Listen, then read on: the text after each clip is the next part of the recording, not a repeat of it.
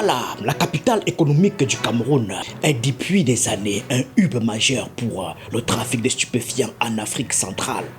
Mais au-delà des réseaux criminels traditionnels, un phénomène alarmant émerge: l'implication présumée des hauts responsables de la police dans ces circuits illicites. Deux affaires récentes illustrent cette dérive impliquant des commissaires divisionnaires, autrefois chargés de lutter contre le narcotrafic.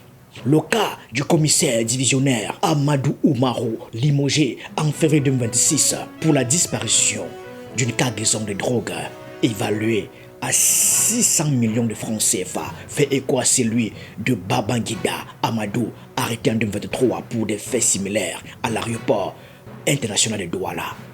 Ces scandales ne sont pas isolés, elles s'inscrivent dans un contexte de corruption endémique au sein des forces de l'ordre camerounaises, documenté par des rapports nationaux et internationaux depuis le début des années 2020. La corruption au Cameroun est un fléau systémique touchant particulièrement les institutions chargées de faire respecter la loi.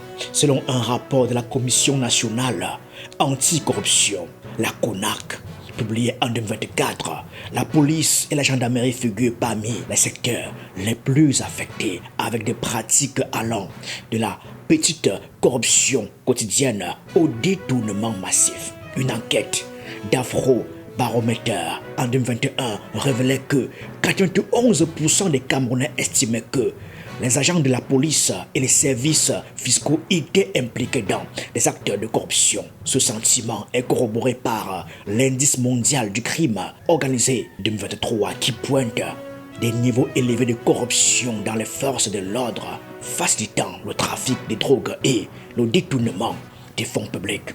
Dès le début des années 2020, des rapports comme celui de la Stratégie nationale de lutte contre la corruption 2022-2026 soulignent que la police judiciaire est particulièrement vulnérable, avec des cas de confiscation illégale de marchandises et de protection des réseaux criminels. À Douala, porte d'entrée pour les importations illicites via le port et l'aéroport, ces pratiques se multiplient.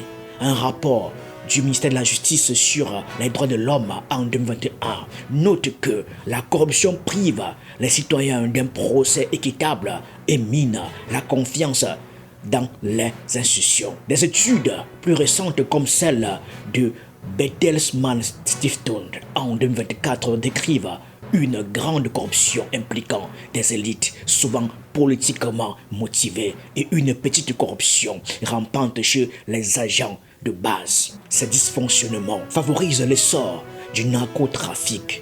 Entre 2020 et 2026, plusieurs saisies records ont été enregistrées à Douala, mais des fuites internes ont souvent compromis les enquêtes. Par exemple, en mai 2024, 24,5 kg de cocaïne évaluée à plus d'1 milliard de francs CFA étaient saisis dans des bagages dissimulés. En avril 2025, près de 70 kg de stupéfiants, cocaïne, méthamphétamine et autres substances étaient interceptés pour une valeur estimée à environ 2 milliards de francs CFA.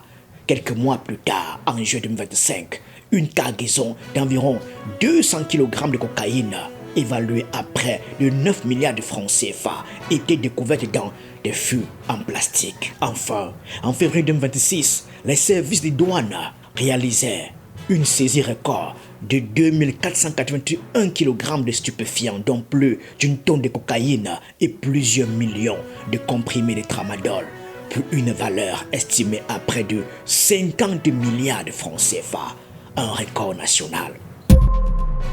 Le scandale le plus récent éclate en février 2026. Le commissaire divisionnaire Amadou Oumarou, alors directeur régional de la police judiciaire du littoral à Douala, est limogé par le délégué général à la sûreté nationale, Martin Bagangele, suite à une enquête interne.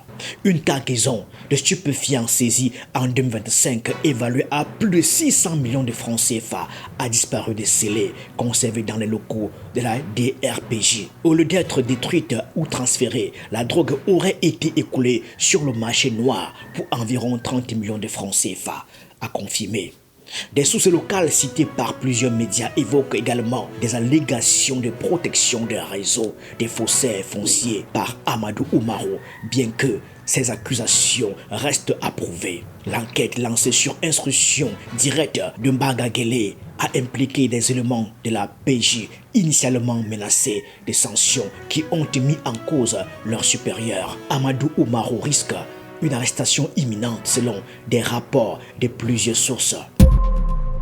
3 ans plus tôt, en janvier 2023, un scandale similaire secoue l'aéroport international de Douala. Le commissaire divisionnaire Babangida Amado, responsable de la police des frontières, est limogé et placé en détention provisoire à la prison centrale de Kondengui à Yaoundé. Il est accusé d'avoir omis de transmettre une saisie de drogue aux services compétents, facilitant ainsi un trafic pour le compte d'un dealer nigérian, raconte-t-on. Selon des sources, Babangida Amadou a été auditionné avec d'autres officiers impliqués dans la possession de drogue.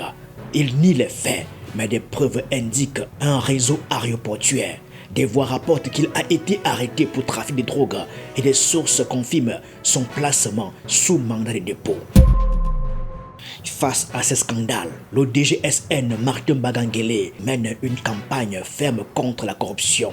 En mars 2024, il interdit le retrait des pièces d'identité lors des contrôles routiers pour lutter contre les tracasseries et la petite corruption. Il a également ordonné des raids contre la corruption sur les routes et insisté sur le mérite comme critère unique d'entrée dans la police. Ces opérations montrent une volonté d'assainissement. Ces affaires révèlent une faille systémique.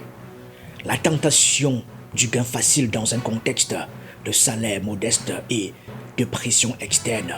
Elle érode la confiance publique et facilite l'essor du crime organisé. Pour Afrobaromètre, les Camerounais craignent des représailles en dénonçant la corruption.